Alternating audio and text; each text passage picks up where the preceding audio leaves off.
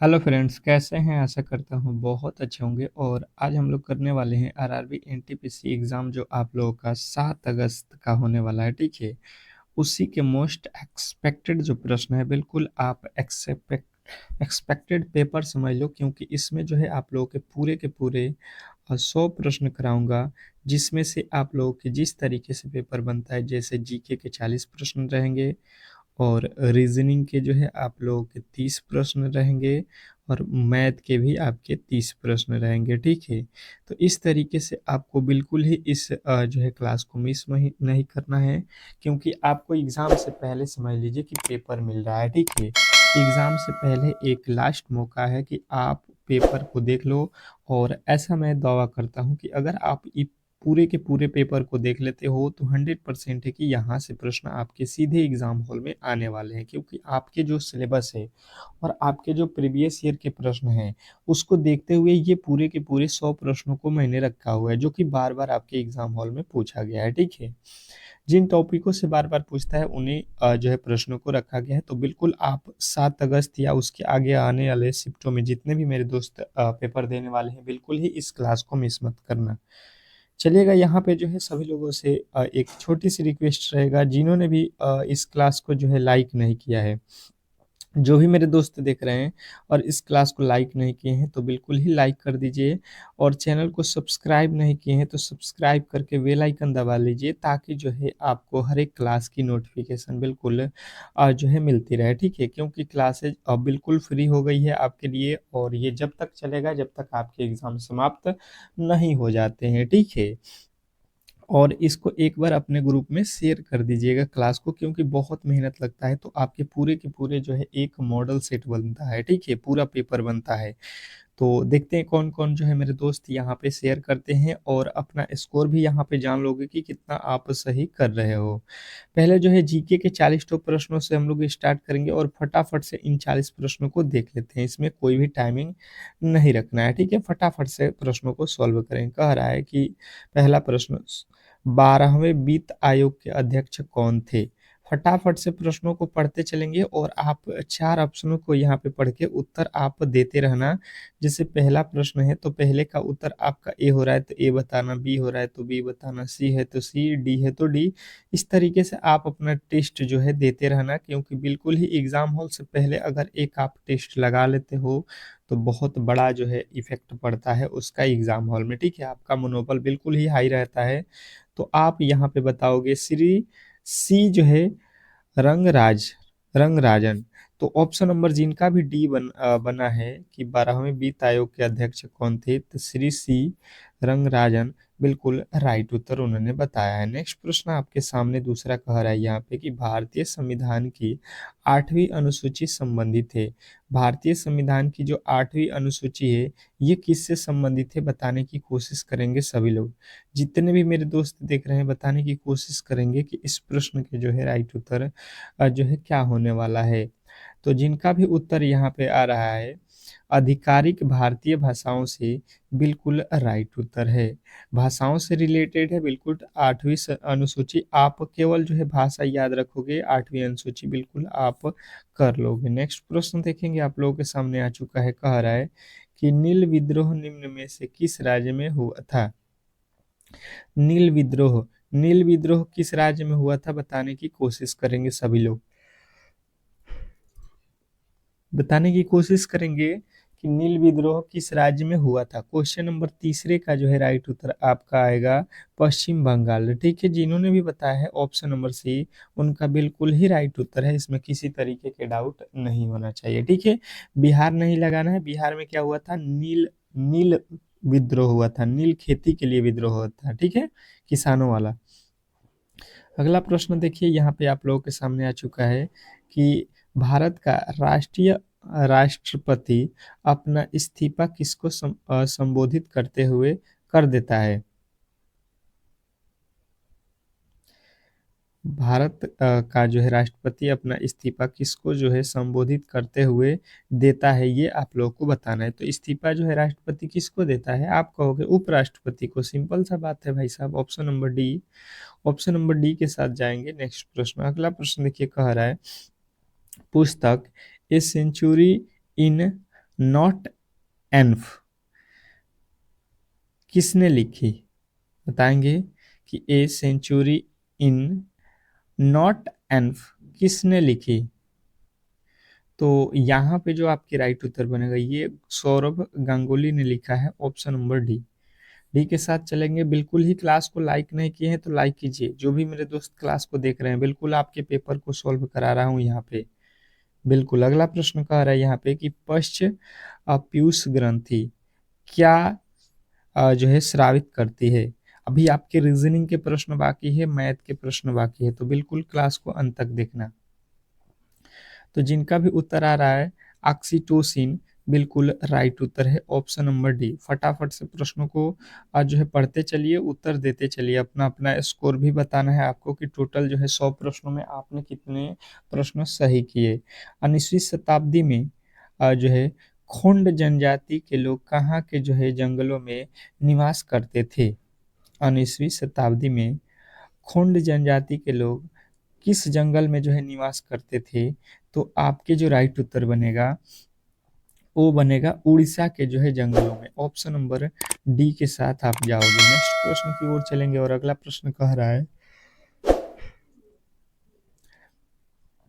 कि 1929 में भारतीय राष्ट्रीय कांग्रेस का अधिवेशन कहाँ हुआ था? 1929 का बात हो रहा है कि भारतीय राष्ट्रीय कांग्रेस का जो है अधिवेशन कहाँ हुआ था, बताने की कोशिश करेंगे सभी लोग। सभी लोगों के उत्तर यहाँ पे आना चाहिए लाहौर। कहाँ पे हुआ था? लाहौर में, ऑप्शन नंबर बी के साथ आप जाओगे। इसमें किसी तरीके के डाउट नहीं होना चाहिए। नेक्स्ट प्रश्न कह रहा है कि बोधिस्व बोधित्व शब्द का जो है धर्म से संबंधित है। बोधिसत्व शब्द का जो है किस धर्म से संबंधित है? ये शब्द जो है किस धर्म से रिलेट करता है? तो आपको बताना है। बोधि मतलब बोध से है, ऑप्शन नंबर आप सी को बिल्कुल ही यहाँ पे बता सकते थे, थोड़े से लॉजिक लगाते तो। अगला प्रश्न कह रहा है टोंगा की खाई किस महासागर में स्थित है? टोंगा की खाई किस महासागर में स्थित है, बताने की कोशिश करेंगे सभी लोग। जो भी क्लास को देख रहे हैं बिल्कुल यहाँ पे बताने की कोशिश करेंगे। तो आपका आएगा प्रशांत महासागर, ऑप्शन नंबर ए जो है आपका बिल्कुल राइट उत्तर है। नेक्स्ट प्रश्न कह रहा है कि काकरापार काकरापार नाभिकीय ऊर्जा संयंत्र किस राज्य में स्थित है? काकरापार जो है नाभिकीय संयंत्र किस राज्य में स्थित है? तो 11वें का जो है गुजरात आपका बिल्कुल राइट उत्तर हो जाएगा, ऑप्शन नंबर बी। नेक्स्ट प्रश्न की ओर चलेंगे और अगला प्रश्न आपके सामने कह रहा है कि निम्नलिखित में से कौन सा देश भारत के साथ सीमा साझा नहीं करता है? निम्न में से कौन सा देश भारत के साथ सीधा सीमा जो है साझा नहीं करता है? तो देखिए अफगानिस्तान करता ही है, भूटान करता ही है, नेपाल करता ही है, और यहाँ पे क्या बोला है कि कौन सा सीमा साझा नहीं करता है? यहाँ पे नहीं करता है मालदीव। तो यहाँ पे आप ऑप्शन नंबर डी के साथ जाओगे। नेक्स्ट प्रश्न, अगला प्रश्न आपके सामने है, कह रहा है यहाँ पे कि लोकसभा में निम्न में से किस राज्य के जो है प्रतिनिधियों की संख्या जो है सर्वाधिक है? क्या पूछा गया है कि लोकसभा में निम्नलिखित में से किस राज्य की प्रतिनिधियों की जो है संख्या सर्वाधिक है, मतलब सबसे अधिक है। तो लोकसभा में जो है किस राज्य में जो है सबसे अधिक सीटें हैं? तो आपके जो राइट यहाँ पे 4 ऑप्शन है, इसके अकॉर्डिंग आप लोगों को मालूम है कि उत्तर प्रदेश जो है इसमें टोटल जो है 80 लोकसभा की सीटें हैं, ठीक है। इससे अधिक किसी भी राज्य में नहीं है, तो ऑप्शन नंबर आप जाओगे डी के साथ। नेक्स्ट प्रश्न की ओर चलेंगे और अगला प्रश्न देखिए कह रहा है कि पुस्तक the archaeology of ancient Indian cities किसने लिखी? बताएंगे। 14वें नंबर प्रश्न के जो है राइट उत्तर क्या हो जाएगा? दिलीप कुमार चक्रवर्ती, ऑप्शन नंबर आप बी के साथ जाओगे। नेक्स्ट प्रश्न की ओर चलेंगे और अगला प्रश्न देखिए कह रहा है कि खजुराहो में पाया गया प्रसिद्ध जो है लक्ष्मण मंदिर किसके द्वारा जो है बनवाया गया? बनाए बताएंगे। अगला प्रश्न जो है आपके सामने है कि खजुराहो में पाया गया प्रसिद्ध जो है लक्ष्मण मंदिर किसने बनवाया? तो आपके राइट उत्तर आ जाएगा चंदेलों द्वारा। चंदेलों द्वारा बनवाया गया था लक्ष्मण जी की ये मंदिर। अगला प्रश्न देखेंगे आप लोगों के सामने आ चुका है, कह रहा है कि खेड़ा सत्याग्रह हुआ था। खेड़ा सत्याग्रह कहाँ हुआ था, ये आपको बताना है कि खेड़ा सत्याग्रह जो है किस राज्य में हुआ था, तो गुजरात आपको याद रखना है, ऑप्शन नंबर सी। नेक्स्ट प्रश्न की ओर चलेंगे और अगला प्रश्न कह रहा है युवा ओलंपिक खेल 2018 का जो है आयोजन किस शहर में हुआ था। बताने की कोशिश करेंगे सभी लोग कि युवा ओलंपिक खेल 2018 का जो है आयोजन किस शहर में हुआ था। सभी के उत्तर आने चाहिए। 17 नंबर क्वेश्चन के जो है राइट उत्तर हो जाएगा आपका ब्यूनर्स आयर्स। नेक्स्ट प्रश्न देखेंगे आप लोगों के सामने आ चुका है कि भारतीय वन्य जीव संरक्षण अधिनियम कब लागू हुआ। बताने की कोशिश करेंगे। ये सारे के सारे प्रश्न बहुत इंपॉर्टेंट है, कहीं ना कहीं किसी न किसी शिफ्ट में आपको बिल्कुल ही देखने को मिलेगा, तो बिल्कुल ही आप जो है क्लास को लाइक शेयर करते रहिए, पूरे के पूरे अंत तक देखिए क्लास को, ठीक है। तो आपके जो राइट उत्तर बनेगा 1972 बनेगा यहाँ पे, बिल्कुल ऑप्शन नंबर सी। नेक्स्ट प्रश्न की ओर चलेंगे और अगला प्रश्न कह रहा है कि कैलोटाइप सोसाइटी की स्थापना की गई। मतलब कैलो कैलोटाइप सोसाइटी की जो है स्थापना की गई, मतलब कब की गई, ये आपसे प्रश्न पूछा जाए तो आपको बताना है 1800 जो है 1800 जो है 47 एडी में, ठीक है। नेक्स्ट प्रश्न, अगला प्रश्न देखिए, कह रहा है कि भारतीय संविधान का कौन सा संसद अधिक जो है शक्तिशाली है। भारतीय संविधान का कौन सा जो है भारतीय संविधान का कौन सा जो है सदन जो है शक्तिशाली है। 20वें नंबर क्वेश्चन का जो है राइट उत्तर बताएंगे। आपका राइट उत्तर आ जाएगा Lok Sabha, option number D. D जो है यदि आपने बताया है तो बिल्कुल राइट उत्तर है, इसमें किसी तरीके के डाउट नहीं होना चाहिए। नेक्स्ट प्रश्न कह रहा है यहाँ पे कि भारतीय निर्यात ऋण गारंटी निगम का जो है मुख्यालय कहाँ है। बताएंगे कि भारतीय निर्यात ऋण गारंटी अधिनियम का जो है मुख्यालय कहाँ है, तो आपके राइट उत्तर बनेगा यहाँ पे मुंबई। नेक्स्ट प्रश्न की ओर चलेंगे और अगला प्रश्न कह रहा है कि भारत के सर्वोच्च न्यायालय की स्थापना किस वर्ष हुई। भारत के सर्वोच्च न्यायालय की जो है स्थापना किस वर्ष हुई। क्वेश्चन नंबर 22 का जो है राइट उत्तर हो जाएगा 1900 जो है 50 में, ऑप्शन नंबर सी के साथ जाओगे। नेक्स्ट प्रश्न, अगला प्रश्न आपके सामने है, कह रहा है आपका अगला प्रश्न कि जो है नदियों द्वारा निर्मित जो है द्रोणिया का जो है क्या जो है कहलाता है। नदियों द्वारा निर्मित द्रोणिया क्या कहलाता है, तो आपके राइट उत्तर बनेगा यहाँ पे बेसिन कहलाता है। क्या कहते हैं इसको, बेसिन, ऑप्शन नंबर आप बी के साथ जाओगे। नेक्स्ट प्रश्न देखेंगे आप लोगों के सामने आ चुका है कि भूतल और समुद्र के बीच की जो है सीमा क्या कहलाती है। भूतल और जो है समुद्र समुद्र के बीच की जो है सीमा को हम लोग क्या कहते हैं। बताने की कोशिश करेंगे सभी लोग कि 24वें नंबर प्रश्न के जो है राइट उत्तर क्या हो जाएगा, तो समुद्र तट जो है जिन्होंने भी बताया है ऑप्शन नंबर ए बिल्कुल राइट उत्तर है। नेक्स्ट प्रश्न की ओर चलेंगे और अगला प्रश्न कह रहा है कि जवाहरलाल नेहरू की मृत्यु के बाद भारत का जो है कार्यकारी प्रधानमंत्री किसे बनाया गया। बताइएगा, बताने की कोशिश कीजिए कि जवाहरलाल नेहरू की मृत्यु के बाद भारत का जो है कार्यकारी प्रधानमंत्री किसे बनाया गया। 25वें नंबर क्वेश्चन के जो है राइट उत्तर आपका क्या आएगा, तो आप कहोगे Shri Gulzari Lal Nanda. Shri Gulzari Lal Nanda, option number B के साथ जाओगे। नेक्स्ट प्रश्न, अगला प्रश्न आपके सामने है, कह रहा है कि योग सूत्र किसके द्वारा लिखी गई। योग सूत्र जो पुस्तक है ये किसने लिखी है, ये आपको बताना है।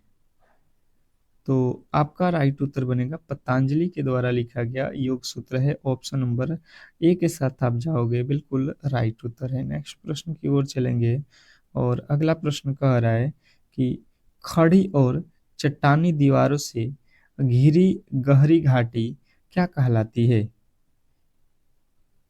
खड़ी और चट्टानी दीवारों से घिरी गहरी चट्टानों को क्या कहा जाता है?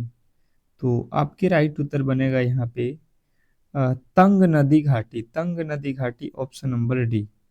नेक्स्ट प्रश्न की ओर चलेंगे और अगला प्रश्न आपके सामने कह रहा है, क्या राज्यसभा भंग की जा सकती है? क्या राज्यसभा भंग की जा सकती है? बताइएगा सभी लोग कि क्या राज्यसभा भंग किया जा सकता है? ऑप्शन नंबर आप यहाँ पे देखोगे और बताने की कोशिश करोगे 28वें नंबर प्रश्न का जो है राइट उत्तर। तो आपका जवाब आएगा कि कभी नहीं जो है भंग किया जा सकता है। राज्यसभा कभी भी भंग नहीं किया जा सकता है। नेक्स्ट प्रश्न देखेंगे कि भारत के राष्ट्रपति को पद की शपथ कौन दिलाता है? भारत के राष्ट्रपति के पद को जो है शपथ दिलाने वाले कौन होते हैं? बताने की कोशिश करेंगे सभी लोग। भारत के राष्ट्रपति को जो है राष्ट्रपति को पद की जो है शपथ कौन दिलाता है? तो आपके जो राइट उत्तर बनेगा यहाँ पे भारत के जो है मुख्य न्यायाधीश। कौन दिलाता है? भारत के मुख्य न्यायाधीश दिलाते हैं, ऑप्शन नंबर सी। नेक्स्ट प्रश्न देखेंगे, आप लोगों के सामने आ चुका है। 1956 के राज्य पुनर्गठन अधिनियम के द्वारा देश में राज्यों की संख्या जो है 27 से घटाकर कितनी कर दी गई? बताइएगा यहाँ पे कि 1956 के राज्य पुनर्गठन अधिनियम के जो है द्वारा देश में राज्यों की जो है संख्या 27 से घटाकर कितनी कर दी गई थी? तो आपके यहाँ पे उत्तर बनेगा 14। ऑप्शन नंबर डी जो है आपके बिल्कुल राइट उत्तर है। नेक्स्ट प्रश्न देखेंगे, आप लोगों के सामने आ चुका है। थायराइड ग्रंथि क्या स्रावित करती है? थायराइड ग्रंथि क्या स्रावित करती है? बताने की कोशिश करेंगे सभी लोग। तो जिनका भी उत्तर यहाँ पे आ रहा है कि जो है कै कैल्सिटीन, बिल्कुल राइट उत्तर है। नेक्स्ट प्रश्न देखिए, आपके सामने आ चुका है कि अक्टूबर 1962 में घोषित किया गया पहला राष्ट्रीय आपातकाल कब तक रहा? अक्टूबर 1962 में घोषित किया गया पहला राष्ट्रीय आपातकाल कब तक रहा? तो आपके राइट उत्तर बनेगा 1968 तक। ठीक है, ऑप्शन नंबर आप सी के साथ जाओगे। नेक्स्ट प्रश्न देखेंगे, आप लोगों के सामने आ चुका है। कह रहा है कि सूक्ष्म जैविकी के जो है जनक कौन है? सूक्ष्म जैविकी के जो है जनक कौन है? बताएंगे। तो आपके राइट उत्तर बनेगा यहाँ पे एंटनी वान ल्यूहाक है, ऑप्शन नंबर बी। नेक्स्ट प्रश्न की ओर चलेंगे और अगला प्रश्न कह रहा है कि निम्नलिखित में से कौन सा देश भारत के साथ सीमा साझा नहीं करता है? देखिएगा, तो यहाँ पे आप देखोगे तो कहोगे नेपाल तो करता ही है, चीन करता ही है, बांग्लादेश करता ही है, तो बचा हुआ कौन है? हांगकांग। हांगकांग जो है भाई साहब यहाँ पे साझा नहीं करेगा। नेक्स्ट प्रश्न देखेंगे, आप लोगों के सामने आ चुका है। कुडनकुलम परमाणु ऊर्जा संयंत्र किस राज्य में स्थित है? बताएंगे। कुडनकुलम परमाणु ऊर्जा संयंत्र किस राज्य में स्थित है? बताने की कोशिश करेंगे सभी लोग। तो तमिलनाडु जो है आपके बिल्कुल राइट उत्तर हो जाएगा, ऑप्शन नंबर ए। नेक्स्ट प्रश्न की ओर चलेंगे और अगला प्रश्न आपके सामने कह रहा है 14वें वित्त आयोग के जो है अध्यक्ष कौन थे? 14वें वित्त आयोग के अध्यक्ष जो है आपसे पूछ लिया है। बताएंगे कि 14वें वित्त आयोग के अध्यक्ष कौन है? तो doctor YV Reddy. Option number C जो है आपके बिल्कुल राइट उत्तर है। नेक्स्ट प्रश्न कह रहा है कि भारतीय इस्पात प्राधिकरण लिमिटेड का जो है मुख्यालय कहाँ है? बताएंगे सभी लोग, बताएंगे। 37 नंबर प्रश्न के जो है राइट उत्तर क्या हो जाएगा? तो नई दिल्ली, जिन्होंने भी बताया है ऑप्शन नंबर सी बिल्कुल राइट उत्तर होगा। नेक्स्ट प्रश्न देखेंगे, आप लोगों के सामने आ चुका है कि भूतल के नीचे का जो है जल स्तर क्या कहलाता है? भूतल के नीचे का जल स्तर क्या कहलाता है? बताने की कोशिश करेंगे सभी लोग।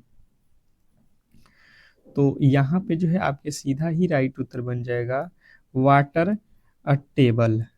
Water table.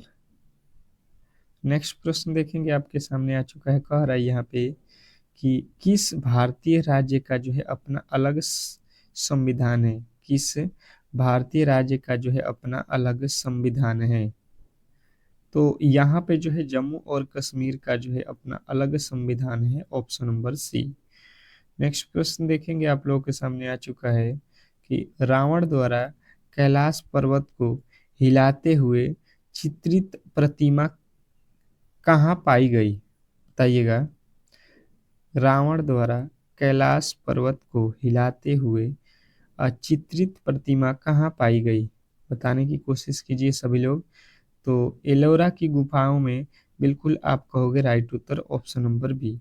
तो इस तरीके से आप देखो कि जीके के जो है 40 तो हम लोग प्रश्नों को कवर कर लिए। अब चलते हैं हम लोग रीजनिंग के प्रश्नों की ओर, और रीजनिंग के जो है फटाफट से प्रश्नों को सॉल्व करते हैं।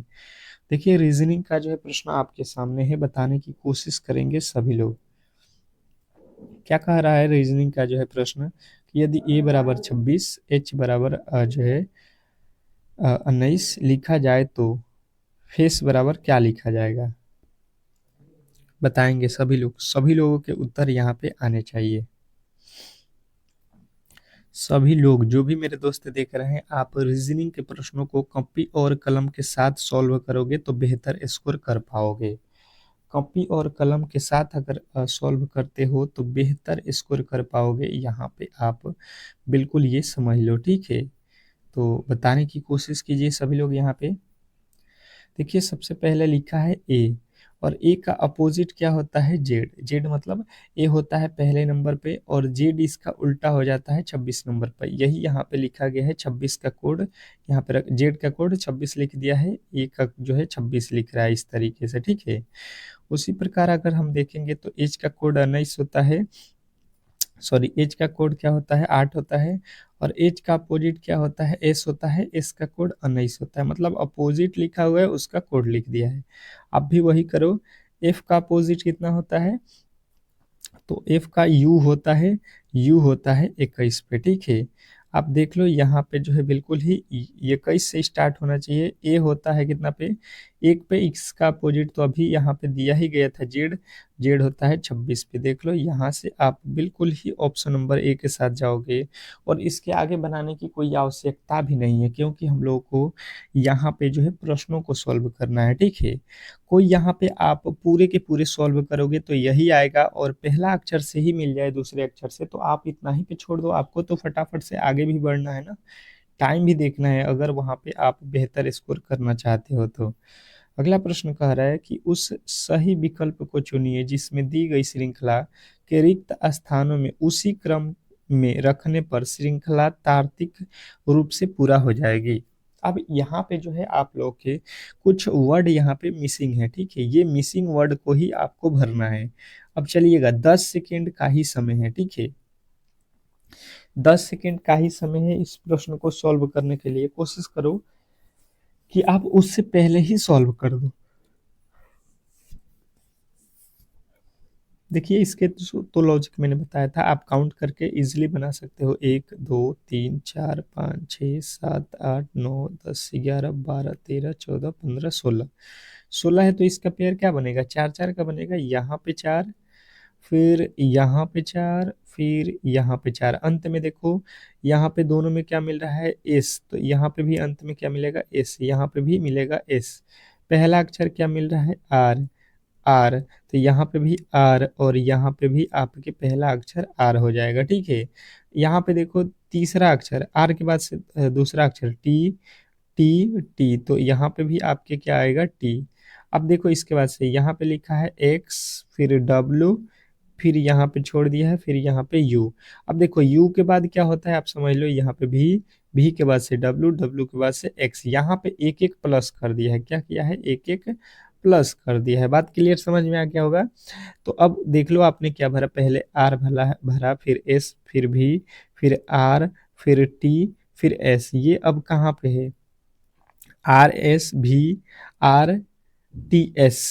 तो आप कहोगे ऑप्शन नंबर डी। नेक्स्ट प्रश्न की ओर चलेंगे और अगला प्रश्न देखेंगे, आप लोगों के सामने आ चुका है। कह रहा है कि निम्नलिखित आकृति में कितने जो है त्रिभुजों की संख्या है। निम्नलिखित आकृति में जो है टोटल त्रिभुजों की संख्या आप यहाँ पे काउंट करो। टोटल ही त्रिभुज कितने दिखाई दे रहे हैं आपको यहाँ पे बताने की कोशिश करेंगे। समय आपके बिल्कुल स्टार्ट है। समय आपका बिल्कुल ही स्टार्ट हो चुका है। इसमें किसी तरीके से जो है आपको जो है डाउट नहीं होना चाहिए। बिल्कुल प्रश्न देखो और फटाफट से सॉल्व करना स्टार्ट कर दो। मैंने आपको त्रिभुज काउंट करने का बहुत ही सरल तरीका बताया था। जैसे मैंने आपको इस तरीके से, अगर कोई त्रिभुज है और इसमें कोई ये लकीर खींच दे रहा है तो आपका एक तो त्रिभुज ये हो जाएगा, ये 2 हो जाएगा और ये 3 हो जाएगा। छोटे छोटे का बात किया जा रहा है तो आप इस तरीके से गिन लो छोटे छोटे त्रिभुजों को और इनको जोड़ लो तो कितना हो जाएगा, दो एक दो और दो, दो और एक तीन, तीन और तीन छः। इसमें टोटल त्रिभुजों की संख्या आप बताओगे 6। उसी तरीके से काउंट कर लो आप छोटे छोटे त्रिभुजों को और जोड़ दो, 1 2 3 और यहाँ पे 4। तो 4 और 3 7, 7 2 9, 9 1 10, यहाँ पे 10 हो जाएगा। उसी तरीके से देख लो 1 2 3 और 4, इसमें भी 4 यानी कि 10 और इसमें भी 4 यानी कि आप कहोगे 10। अब जो है यहाँ पे आपके 10 10 मिल गए। अब ये जो है आपका एक ठो त्रिभुज है, एक तो ये बन जाएगा और ये एक तीनों से मिला के, ये सभी के मिला के बड़ा वाला, तो यहाँ पे 2 ठो और मिल जाएगा। तो 10 और 10 20, 20 और 30 और 2 32। तो 32 जो है टोटल त्रिभुजों की संख्या आपको बतानी थी, ऑप्शन नंबर बी।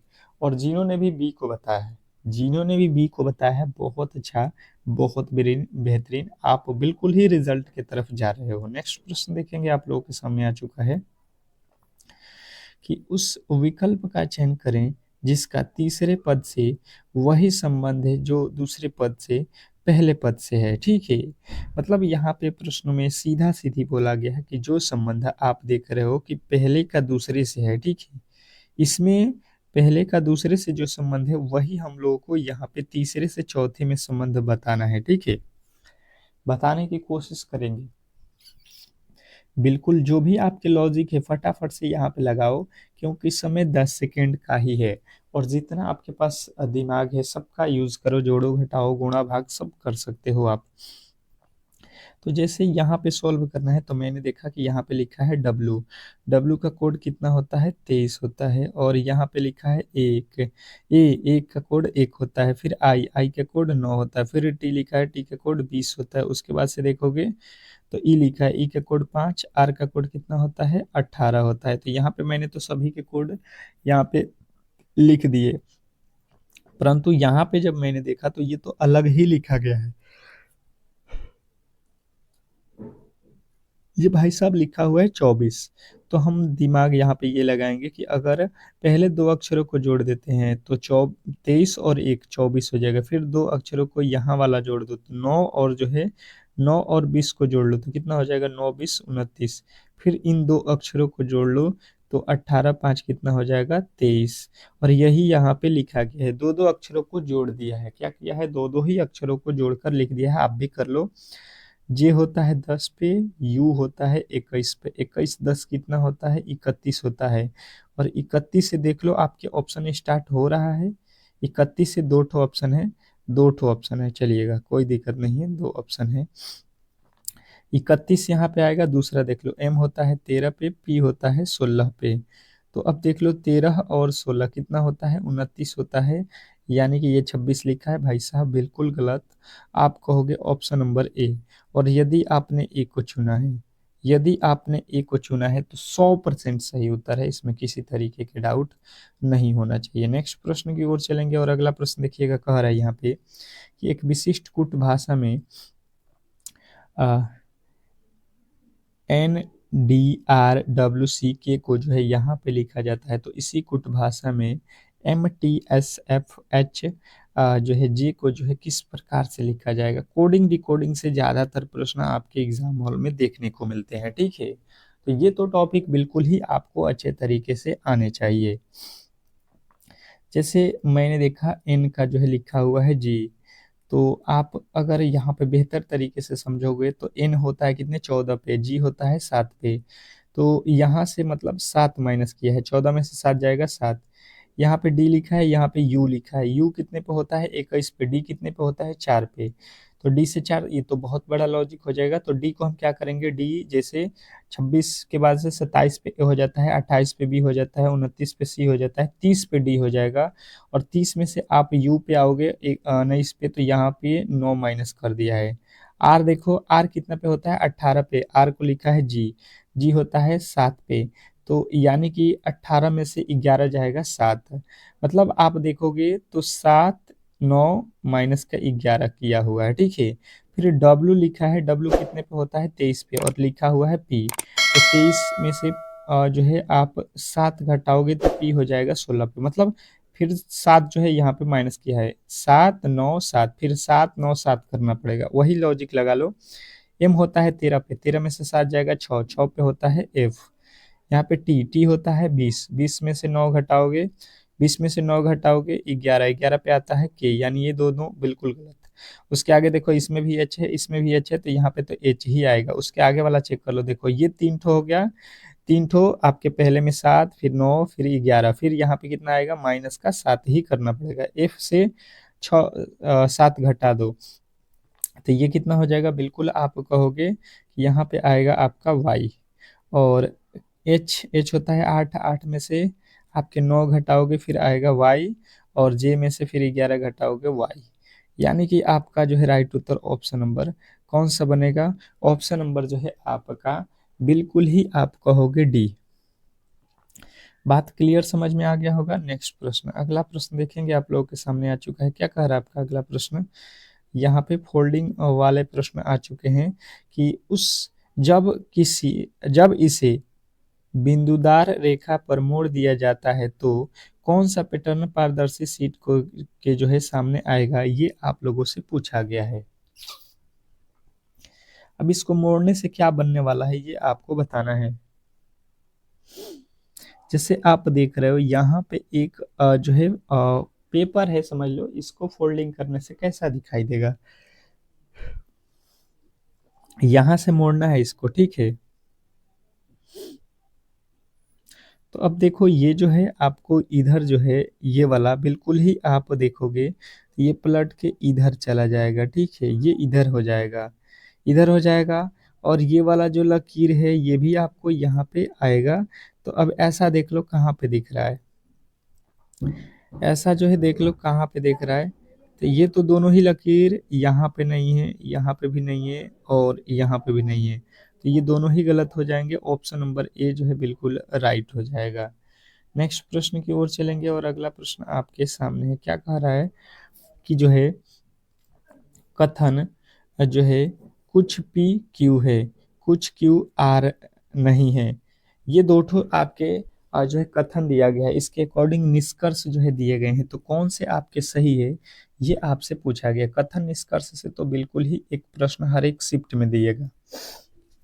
बताएंगे सभी लोग कि जो है इस प्रश्न के राइट उत्तर क्या होने वाला है। अब देखिए यहाँ पे होगा क्या, पी कुछ पी, तो यहाँ पे पी रख लेते हैं, इसका कुछ हिस्सा क्या है, क्यूब है। कोई क्यू आर नहीं है, यानी कि कोई भी क्यू आर नहीं है। आर और क्यू में किसी तरीके का रिलेशन नहीं है, आर अलग रहेगा, क्यू अलग रहेगा। चलिए जी, पहला निष्कर्ष कह रहा है कि कोई भी पी आर नहीं है। तो देखिए, पी जो है आपका अलग है, यहाँ पे बिल्कुल अलग है, आर भी आपका अलग है, इन दोनों से बिल्कुल अलग है। तो पहला वाला बात बिल्कुल इन्होंने सही कहा है।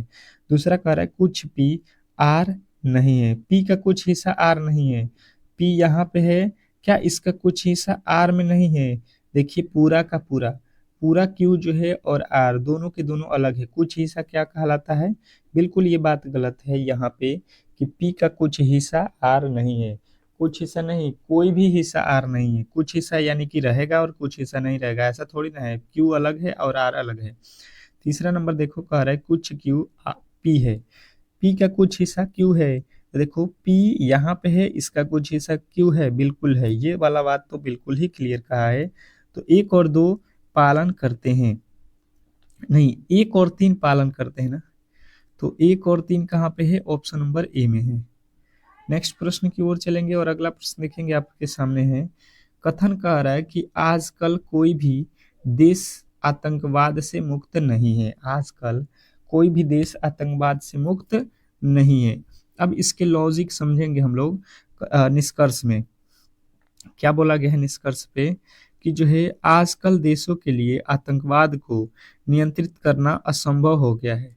बिल्कुल ही बात सही है कि आतंकवाद कैसे पता चलता है, ये तो नियंत्रित करना किसी भी देश के लिए बहुत बड़ा मुश्किल बात हो गया है कि आतंकवाद देश के लिए जो है नियंत्रित करना संभव जो है असंभव हो गया है। दूसरा कह रहा है कि देश और उसके नागरिक सामान्यतः जो है आलसी हो गए हैं। ये बात बिल्कुल गलत है भाई साहब। देश और उसके लोग जो है कैसे आलसी हो गए हैं, यहाँ पे तो इसका कोई भी लॉजिक नहीं बन रहा है। तो केवल पहला वाला अनुसरण कर रहा है, ऑप्शन नंबर ए जो है आपका बिल्कुल राइट उत्तर है। नेक्स्ट प्रश्न की ओर चलेंगे और अगला प्रश्न आपके सामने है। बताने की कोशिश करेंगे सभी लोग कि इस प्रश्न के जो है राइट उत्तर क्या होने वाला है। कह रहा है यहाँ पे आपका प्रश्न कि दी गई आकृति के लिए सही दर्पण छवि बनाएं। अब देखिए दर्पण से रिलेटेड प्रश्न तो बिल्कुल ही आपके एग्जाम हॉल में जाने वाला है। और यहाँ पे देखेंगे ये दर्पण लगा हुआ है, तो इसका प्रतिबिंब यहाँ पे किस तरीके से बनेगा ये आपको बताना है। बताने की कोशिश करेंगे फटाफट से, जो भी मेरे दोस्त देख रहे हैं, जो भी क्लास को देख रहे हैं, ये आपको बताना है। तो देखो ये जो है दर्पण जो होता है जिसमें आपको राइट दिखता है वो लेफ्ट में हो जाता है, जो लेफ्ट में दिखता है वो राइट में चला जाता है। तो यही कर दो, ये क्या हो जाएगा यहाँ पे इस तरीके से हो जाएगा और ये जो है आपके इधर आ जाएगा, ठीक है। इस तरीके से हो जाएगा, फिर जो है आपका यहाँ पे ये गोला हो जाएगा और ये इस तरीके से हो जाएगा। अब ये देख लो कहाँ पे है, ये तो देखो रंग दिया है, यहाँ पे रंगा हुआ है नहीं है, बिल्कुल गलत। और यहाँ पे आप देखोगे तो ये जो सेम टू सेम यहाँ पे कॉपी कर दिया गया है, जैसा यहाँ पे है ऐसा ही यहाँ पे है और यहाँ पे देखो मोड़ दिया है। अब देखो यहाँ पे मोड़ दिया है, ये भी गलत हो जाएगा। ऑप्शन नंबर आप कहोगे सी। ऑप्शन नंबर देख लो सी बिल्कुल इसी तरीके से बना हुआ है। नेक्स्ट प्रश्न, अगला प्रश्न कह रहा है आपका अगला प्रश्न कि दी गई प्रश्न आकृति में कौन से विकल्प में सन्निहित है। सन्निहित मतलब आपको ये चित्र जो है कहाँ पे दिखाई दे रहा है, कौन से ऑप्शन में जो है ये बिल्कुल ही आपको दिखाई दे रहा है। बताने की कोशिश करेंगे, 10 सेकेंड का समय रहेगा आप लोगों के पास। बिल्कुल ही आप बताओगे कि इस प्रश्न के जो है राइट उत्तर क्या होने वाला है। चलिएगा बताइए, सभी लोग बताएंगे यहाँ पे कि इस प्रश्न के राइट उत्तर क्या होने वाला है। तो जैसे मैंने देखा तो ये एक त्रिभुज बन रहा है और इसके नीचे एक वर्ग बन रहा है। तो ऐसा तो आप यहाँ पे त्रिभुज तो ऊपर दिखाई नहीं दे रहा है, यहाँ पे भी नहीं दिखाई दे रहा है। आपके त्रिभुज देखोगे यहाँ पे बिल्कुल परफेक्ट त्रिभुज वही वाला है और इसके नीचे वर्ग भी है, तो हम कहेंगे ऑप्शन नंबर सी। और यदि आपने सी को चुना है तो बिल्कुल ही ये प्रश्न का राइट उत्तर है। नेक्स्ट प्रश्न, अगला प्रश्न कह रहा है कि दिए गए पैटर्न के आधार पर कागज को मोड़ा और काटा जाता है तो खोलने पर कैसा दिखाई देगा। आपके जो है यहाँ पे कागज दिया गया है, जैसे ये बड़ा सा एक कागज है और यहाँ से जो है इसके दो पार्ट में यहाँ पे पहले मोड़ दिया गया, फिर जो बचा हुआ यहाँ से है तो इसको ये वाला पार्ट में मोड़ दिया गया, ठीक है। अब यहाँ पे जो कागज मोड़े हैं हम लोग तो इसको जो है काटे हैं, इसमें क्या किए हैं जो है क्रॉस लगाए हैं, जैसे आप देख रहे हो यहाँ पे क्या बनाए हैं। तो एक जो है यहाँ पे इस तरीके से और यहाँ पे क्या है वाई है। तो जब इसको हम खोलेंगे तो पहले यहाँ से देखोगे तो ये वाला मोड़ के इधर गया है, तो यहाँ से खोलेंगे तो इधर ही तो होगा, ये पलटेगा इधर। तो यहाँ पे सबसे पहले क्या हो जाएगा, आप कहोगे कि यहाँ पे जो है सबसे पहले आप देखोगे तो यहाँ पे तो वाई बनेगा और ये वाला जो है यहाँ पे चला जाएगा, फिर इसको पलटेंगे नीचे की तरफ तो ये जो है यहाँ पे आ जाएगा और ये जो है यहाँ पे आ जाएगा, ठीक है। ऊपर वाला यहाँ पे हो जाएगा और ये यहाँ पे हो जाएगा, वाई जो है उल्टा हो जाएगा। वाई जो है यहाँ पे इस तरीके से हो जाएगा आपका और यहाँ पे भी वाई आपका इस तरीके से उल्टा दिखाई देगा। अब देख लो यहाँ पे किस कहाँ पे इस तरीके से दिया हुआ है, तो आप कहोगे ऑप्शन नंबर ए। आप देखोगे यहाँ पे तो y का एक ही तरफ मुंह कर दिया है, तो बिल्कुल गलत। ये y अलग अलग कर दिया है दूर पे और यहाँ पे देखोगे तो ये देखो किस तरीके से इसका मुंह कर दिया है, ये भी गलत हो जाएगा। नेक्स्ट प्रश्न देखेंगे, आपके सामने आ चुका है कि निम्नलिखित आकृति पैटर्न में कितने जो है आयत हैं। आयतों की संख्या आपसे काउंट करने को बोला है। फिगर काउंटिंग से तो बिल्कुल ही आपके प्रश्न दो ठो बनने वाला है। त्रिभुज, आयत, वर्ग, ये तो बिल्कुल ही जो है आपके रेलवे का फेवरेट प्रश्न है, तो आपको बिल्कुल ये प्रश्नों पे बिल्कुल ध्यान देना चाहिए, क्योंकि ये टॉपिक 100% आने वाले हैं। तो आयतों की संख्या आप काउंट कर सकते हो, कहोगे बिल्कुल काउंट कर सकते हैं। जैसे मैंने देखा यहाँ पे एक, एक के बाद से यहाँ पे चलोगे ये वाला भाई साहब दो, दो के बाद अगर हम यहाँ पे आ जाते हैं तो ये हो जाएगा तीन, तीन के बाद से ये वाला आपका चार, चार के बाद से अगर हम यहाँ पे देखेंगे तो ये वाला पाँच, पाँच हो गया। और आप देखोगे तो ये एक बड़ा वाला है, तो यहाँ पे छः। तो टोटल जो है आयतों की संख्या आपको बताना था छः, और यदि आपने छः को चुना है तो 100% सही उत्तर है, इसमें किसी तरीके के डाउट नहीं होना चाहिए। तो आज की क्लास में जितने भी महत्वपूर्ण प्रश्न थे आपके, मैंने कवर करा दिया है। यदि क्लास अच्छा लगा हो तो बिल्कुल ही क्लास को लाइक करें, चैनल को सब्सक्राइब करें। मिलते हैं एक और बेहतरीन क्लास के साथ, तब तक के लिए जो है धन्यवाद। वीडियो को जो है शेयर भी जरूर करिएगा अपने ग्रुप में। और क्लास की टाइमिंग आपको बिल्कुल मालूम है, 8 जो है एएम पे, जो कि अभी आपने किया, फिर 12 जो है पीएम पे दोपहर में, फिर जो है 4 पीएम पे शाम में, और एक जो है रात्रि में 8 पीएम पे आपकी 4 क्लासेज बिल्कुल प्रोवाइड हो रहे हैं। तो इन चारों क्लासों को देख लीजिए और 100% सफलता पाइए। मिलते हैं नेक्स्ट वीडियो में, तब तक के लिए धन्यवाद।